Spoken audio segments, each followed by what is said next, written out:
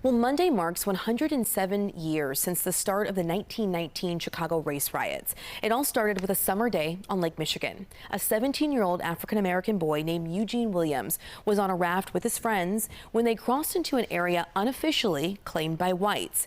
A white man threw rocks at the boys. One hit Williams in the head. He fell off the raft and drowned.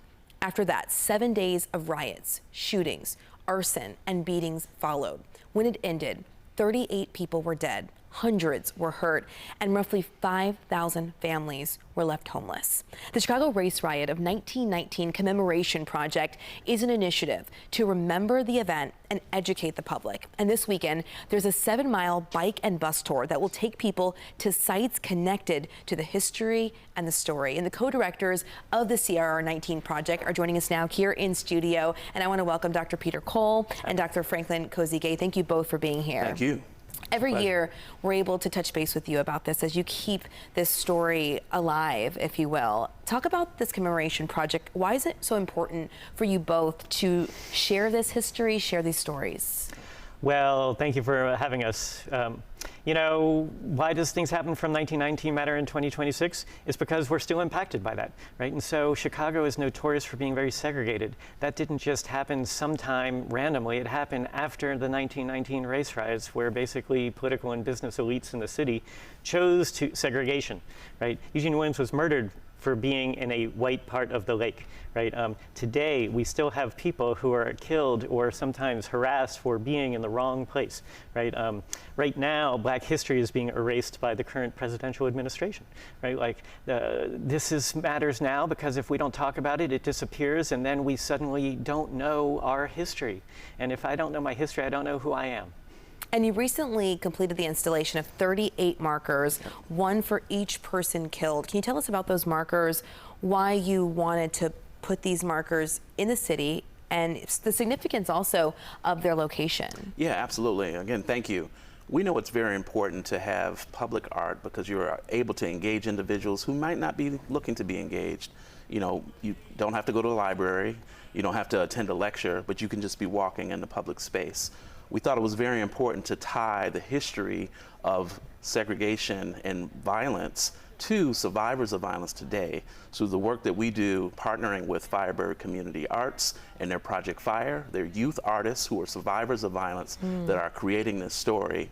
We work with Organic Oneness to help us convene all of the community-based organizations to tell this story, not only a story that's connected to the history, but why it matters today. We strongly believe that acknowledging harms that happen help begin the pathway for healing.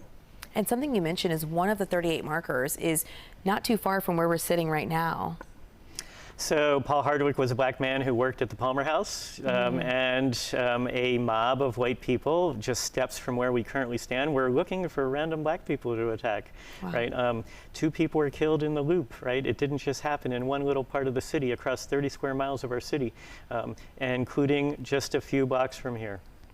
I can get emotional just hearing about it, and I imagine that this annual bike ride and bus ride also brings out a lot of emotion. On Saturday, you're hosting the 8th annual bike and bus tour. Can you tell us about what people can expect if they're interested in this? Yeah, no, absolutely. We are so, first of all, proud and indebted to the Department of Cultural Affairs and Special Events and their Chicago Monuments project that allows this event to happen. This is a slow roll. We have children from 5 years old, my nieces and my daughters have participated, to our senior population. So we have a slow roll that covers not only the significance of the riots itself, but also the individuals and institutions that were important towards resistance against that still stand to this day. So it is an opportunity for everyone to come out. If you're not able to ride, we have a bus trolley that's available for up to 40 riders.